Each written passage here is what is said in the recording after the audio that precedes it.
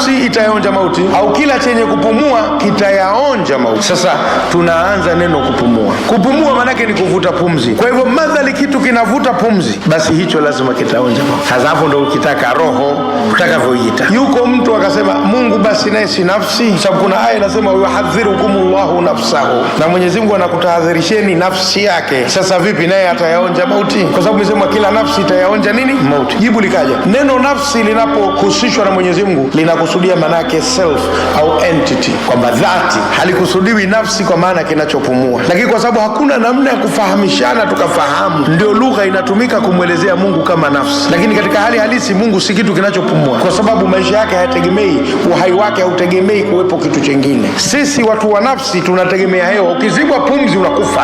Kwa hivyo kullu nafsin, kila chenye kupumua kitayaonja mauti. La kwanza tumesema nafsi ni chenye kupumua. Kwa hivyo wadudu, wanyama, hata miti, kwa sababu miti inapumua, si inavuta carbon dioxide na kutoa oxygen, kwa hivyo inapumua. Dhaika, neno dhaka ya dhuku ni kuonja. Kuonja manake ni kutesti. Kwa hivyo inaonekana mauti yana ladha, ndio maana likatumika neno kuonja. Ladha ya uchungu haiwezi kuwa ladha ya utamu, kama alivyosema Mtume sallallahu alayhi wasallam, innal mauta la sakarat, hakika mauti ni malevya. Kwa hivyo nafsi lazima ipite ionje yale ya mauti. Na mauti manake ni separation. Mauti hasa manake ni utengano baina ya mwili na ile nguvu tendaji.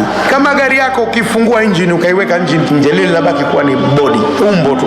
Kwa hivyo mwili ikitolewa nguvu tendaji linabaki ya umbo tu na hatimaye linaoza, haliwezi kufanya kazi yote. Kwa hivyo kuonja ni ule uchungu wa kuonja kutoka, na mauti manake ni msambaratiko baina ya nguvu tendaji na mwili ambao hauna nguvu tendaji. Itwe roho, itwe nafsi, lakini ndio nguvu tendaji. Bila hiyo mtu hafanyi kitu, kwa sababu akifa hana uwezo wa kufanya lolote. Sanamu unalitengeneza linaweza kuwa na umbo limefanana na wewe na mtu mwingine yote. Tunayo masanamu ya viongozi wengine hapa, lakini hayana nguvu tendaji. Sasa nguvu tendaji ndio inayozungumzwa pale, ambayo ndio engine inayosukuma mambo yote yafanye kazi. Sasa nafsi itatenganishwa, yani mwili na nafsi vitatenganishwa, nguvu tendaji itaondoka katika mwili, na hiyo hasa ndio maana ya kufa. Kwa hivyo Mungu mwenyewe kurudisha sasa nguvu tendaji kwenye mwili ni jambo la kawaida kabisa, kama unavyokwenda ukaichukua engine ukaifunga kwenye bodi ya gari mkaondoka, na huko kutakuwa ndio kufufuka. Kwa hivyo kufa maana yake ni kutenganishwa baina ya nguvu tendaji na mwili, na kufufuka maana yake ni kurudishwa kwa nguvu tendaji kwenye mwili, iwe mwili ule ule au mwili mwingine utakaotengenezwa kwa kuwakilisha ule uliotangulia, lakini bado nguvu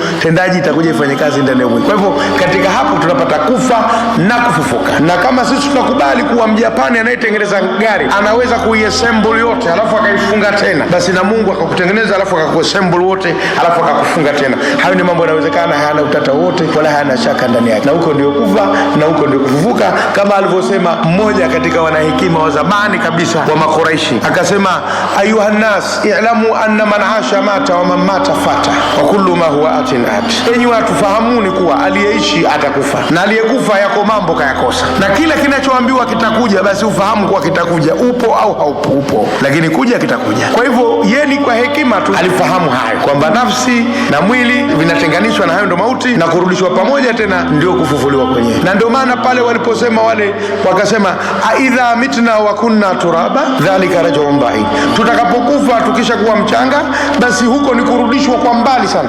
Walitumia kejeli wakasema kama linawezekana hilo, basi ni jambo la mbali sana kuwezekana, yani ni difficult, gumu kwa kweli. Mwenyezi Mungu anasema kad alimna ma tanqusul ardu minhu, tumejua kinachopunguzwa na ardhi ni nini kutoka kwao. Ile ardhi inapokula vitu, unapooza we, basi hisabu zake zote zile material iliyochukuliwa Mwenyezi Mungu asema tunaijua. Tena wa indana kitabun hafidh, na tunacho kitabu kimehifadhi yote kumbukumbu, kama wewe ilichukuliwa kilo ngapi nyama, mfupa umekwenda kukaa wapi, kitu fulani kimekaa wapi, kitu fulani, takwimu zote zipo. Kwa hivyo ni jambo la kurudisha kwa mahesabu. Kwa Mungu hapa anazungumzia takwimu, ana takwimu za kutosha za kila nafsi aliyoumba na kila mwili aliotengeneza, na kwa hivyo atafanya separation, ataassemble na atareassemble anavyotaka yeye mwenyewe. Kwa hivyo huko ndo kufufuka na kufufuka. Na yule mwingine aliyokwenda akaukuta mfupa wa ngamia umekeshakufa na mfupa umegeuka mchanga, yani mweupe kama chokaa, akaushika hivi ukapeperuka, akasema man yuhyil idhama wa hiya ramim, nani atahuisha mfupa hali ya kuwa umekuwa mchanga? Qul yuhyiha alladhi anshaha awwala marra, sema atahuisha yule ambaye aliuanzisha kwa mara ya kwanza. Kwa hivyo akatoa hoja kwamba kufufuliwa kunatokana na kule kuumbwa. Kama aliumbwa, basi na kufufuliwa itawezekana. Kwa hivyo kama kuassemble na kureassemble kunawezekana vile. Wameassemble alafu ataireassemble, naye Mungu amewaassemble watu, atawareassemble watu kama kawaida. Kwa hivyo hiyo sasa ndio itakuja maana kila nafsi inaonja mauti, na nini maana ya kufa na nini maana ya kufufuliwa. Na ndio maana wacha Mungu wakiyafahamu hayo, kifo kwake hakiwi janga. Sisi kwetu kifo ni janga, lakini kwa watu wanaofahamu hayo, innama yakhsha Allaha min ibadihi alulamau, kifo hakiwi janga. Anaiona safari iko mbele yake na kwamba pasipoti anayo na visa anayo, hakuna cha kumzuia, wakati wowote ukifika ataondoka. Na kwa hivyo ukifika wakati anapanga mambo yake, anajua mimi nakwenda, na Mungu akitaka kunirudisha atanirudisha hapa duniani, maana akhira atakapofufua yote yanawezekana. Kwa hivyo anakuwa hana wasiwasi. Ndio vifo vya wakubwa hivyo. Mtume sallallahu alayhi wasallam amekufa, hakujifinya uso, hakutafuna ulimi, afachote, mpaka baadhi ya masahaba walipoingia wakasema hapana, huyu hayafa. Wakarudi kina Umar bin Khattab akasema atakayesema Muhammad kafa sikubaliana naye, nitamtengeneza sawa sawa, hajafa huyu.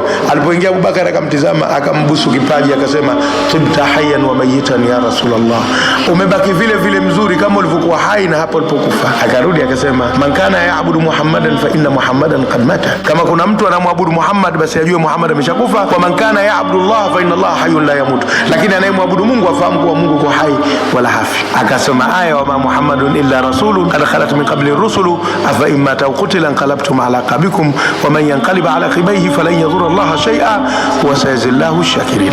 Kwa hivyo katika hali kama hiyo, Muislamu kwanza anatakiwa asikimbie kufahamu maana ya kufa, wala wanazuoni wasitumie kifo kama kitisho tu kwenye mawaidha, sababu kufa ni njia.